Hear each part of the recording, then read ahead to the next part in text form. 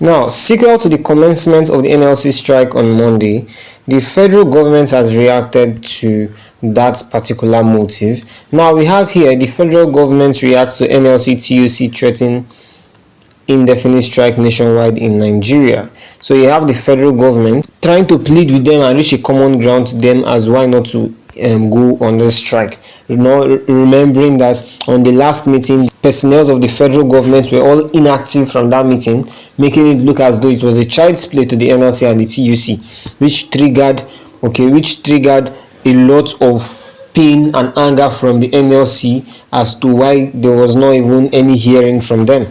The federal government has pleaded with labor unions in the country to shelve its planned indefinite nationwide strike scheduled to begin on Monday, June 3rd. The Nigerian Labour Congress (NLC) and the Trade Union Congress (TUC) had declared a nationwide strike on Friday over the federal government's failure to agree on the union's proposed new minimum wage. The government is pleading with Labour to consider its position. The federal government has already made an offer of 60,000 and whatever the government does is in its interest of Nigerians. We won't like to do something that will throw the country into another problem, Mohammed told ANT News. Even as we do that, we are pleading with Labour, their partners in this project called Nigeria, and we expect them to join hands with the federal government as it tries to look for solutions that will take Nigeria to its desired prosperity. Speaking further, the minister explained that the need to find common ground was the reason for setting up the tripartite committee in the first place. He also pleaded that the unions should not allow the progress they have made so far to be eroded, adding that he was optimistic an agreement could still be reached with them. Our message is that of an appeal and the need for Labour to see reason with the government. That was even the basis for setting up the tripartite committee that was made up of organized labour, the sub-nationals and the federal government. This was because the government just didn't want to make unilateral decisions. In any case, the position of the wage regime is not a one-sided thing. We expect that they will see reason with the government. That is why we are calling on them to show understanding by not embarking on the strike, because we do not want that at this point. A strike is not the solution to our problem. We are continuing our negotiation with them. The minister and other stakeholders are still talking to them, and we believe that we can still find a common ground, he stated. Furthermore, the federal government have reacted to the commencement of the NLC strike happening indefinitely from Monday, 3rd of June. And we have this coming after the whole deed has been done concerning not showing up for the meeting they had with the Labour Congress or organized labor, as I said. Now, I said earlier that this NLC and TUC, this organized labor, they are the most active organizations in the country currently, because whenever they said when they said do, it's a do, and when they say don't, it's a don't. They are really organized, and I must really commend the president of their administration, Comrade Joe Ajero, on his strong-willedness, not compromising, always going out to talk to the people that are concerned. He is someone who sees a need to bring the people or to carry everybody along. I must really commend this man, because he is a man of his word.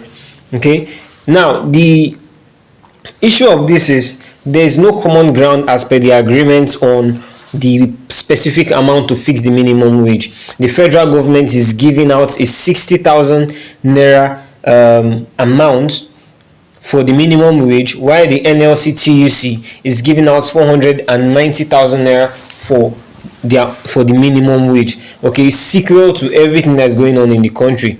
Because if you are trying to, of everything happening in the country, people in the workforce of this country has a need to meet up to their desires. They have this need to meet up to their desires. It is very common to think that, because obviously with the hike in prices, tariff hike, inflation, everything is going up, and the salaries are not going up, it doesn't count. It doesn't work that way. As the prices of things are increasing, let the salaries of people also increase for them to meet up their demands. That is how it's meant to be. But here, the difference between the 60,000 and the 490,000 naira gap is a very wide gap, of which you see that both parties, which is the federal government and the organized labor, they are not willing to reduce or increase their price. It is fixed at that. But this, for one thing I know, is that irrespective of the amounts, okay, in play here, it is the duty of the federal government to reach a common understanding with the organized labor. It might not be necessarily up to that their amount, but something reasonable can work.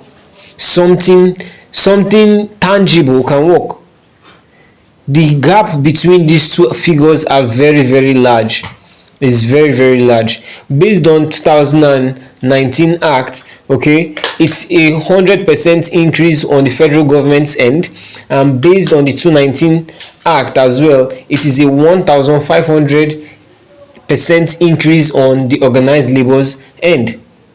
But you should understand that the organized labor is doing this to make the salaries of workers tally in line with the high rates of the country.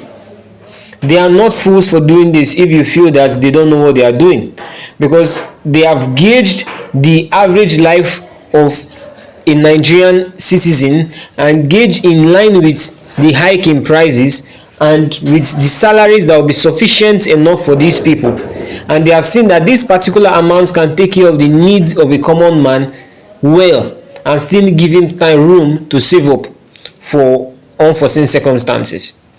And it is now on the government's end as a failure to see this as well. This is big ups to Joe Ajero. Okay, this is a man of his word. If everybody could be this strict as to the people needs and wants, then Nigeria will start taking shape on being alive. Will start restructuring itself to be alive, because the project Nigeria the federal government speak of is a people oriented administration, or is a people oriented thing, not self. You're trying to withhold money. You do not want to release the Nigerian revenue for the Nigerians. Who are you keeping it for? Yourselves? You overpaid people sitting in big houses and big offices doing nothing. Thank you.